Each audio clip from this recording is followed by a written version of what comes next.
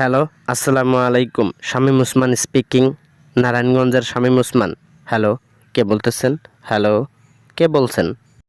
ওয়ালাইকুম আসসালাম। আমি সাধারণ জনগণের মধ্য থেকে একজন বলছিলাম। ফোন দিয়েছি এই জন্য। আপনার পাওয়ার, আপনার ক্ষমতা কোথায় গেল স্যার? আমি তো দেশে নাই, দেশের বাইরে এসেছি। আমি ওইখানে গিয়ে আবার ক্ষমতা দেখাবো, পাওয়ার দেখাবো। এইখান থেকে কি আর হয়? রিসেন্ট সময় চলে যাব, তোরা থাকিস। এই আসার চিন্তা ভাবনা মাথা থেকে একদম সরাই ফেলান ওসমান স্যার।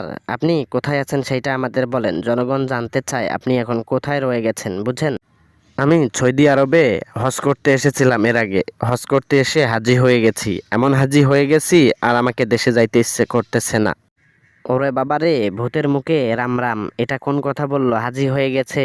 ভালো মানুষ তো আপনি না, আপনি হাজি হবেন কি করে? আপনি যে কাজ করেছেন দেশের মানুষ আমার শুধু খারাপ দিকটাই দেখেছে, ভালো দিক কখনোই দেখে নাই। আমি যে কাজগুলো করেছি দেশে, এগুলোর কথা কোনোদিনও ভুলতে পারবে না ওরা, যতই কিছু বলুক। শামীম ওসমান স্যার, আপনাকে জনগণ খুঁজতেছে। যেদিন এই শেখ হাসিনা এইখান থেকে পলায়ন হয়েছে সেদিন থেকে আপনাকে খুঁজতেছে। যদি পাইতো কমলা খেলেই তো।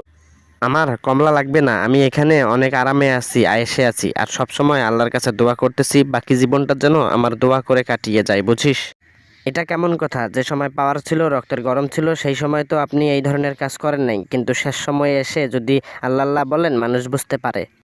মানুষ কিছুই জানে না। হাদিসে এটা লেখা আছে, আগে কি করেছো করেছো, কিন্তু শেষের সময় এসে যদি আল্লাহর কাছে মাপ চেয়ে আল্লাহ আল্লাহ করো, আল্লাহ মাফ করে দেয়। যে সময় আপনার বোধ জ্ঞান ছিল, যে সময় আপনি সবকিছু বুঝতেন, সেই সময় আপনি পাওয়ার দেখায় বাড়াইছেন, কিন্তু এখন এসে আল্লাহ আল্লাহ করলে আল্লাহ কি মাফ করে দিবে বলেন? অবশ্যই আমাকে মাফ করে দিবে, কারণ আল্লাহকে বলছি আমি যেগুলো কাজ করেছি সেগুলো ভালো কিছু খালি খেয়াল করে খারাপ কিছুগুলো আমাকে একদম মাফ করে দিবেন। আমার জানা মতে আপনি ভালো কাজ করেন নাই, জনগণের কাছে ভালো কাজ করেন নাই। শুধু আপনার আশেপাশের যে লোকগুলো আছে, আপনার দলের লোক আছে, তারাই সুযোগ সুবিধা ভোগ করেছে। কে বলেছে শুধু তারাই সুযোগ সুবিধা ভোগ করেছে? আমি সাধারণ পাবলিককেও সুযোগ সুবিধা ভোগ করতে চান্স দিয়েছিলাম। সেটা তুমি বুঝবা না, এখানে আসে দেখে যাইও। হয়েছে হয়েছে শামীম ওসমান স্যার, আমরা সব কিছু বুঝতে পারি, ঠিক আছে? জনগণ সব কিছু বুঝতে পারে। তারা ভাত খেয়ে মানুষ হয়েছে, ঘাস খেয়ে মানুষ হয় নাই। কোনটা ভালো সেটা বোঝে।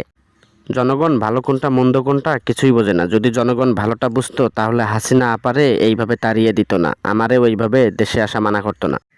তোরা যে খুব ভালো মানুষ, এই জন্য জনগণ তোদের পিছনে উঠে পড়ে লেগেছে। মানুষ যখন খারাপ হয়ে যায় তখন মানুষ তার পিছনে উঠে পড়ে লেগে যায়, তেমন হয়েছে। আমরা খারাপ কি করলাম? এমন তো না যে সবসময় খারাপ কিছু করেছি। আমাদের ভালো গুণগুলো কখনো তাদের চোখে পড়বে না। এইটা হচ্ছে জনগণের আদেশ। জনগণ যেটাই করুক না কেন আপনাকে খুঁজতেছে। আপনি দেশে আসিয়েন না স্যার, ওইখানে আছেন, ভালো আছেন। যাই হোক, আল্লাহ আল্লাহ করেন, সব কিছু ঠিক হবে।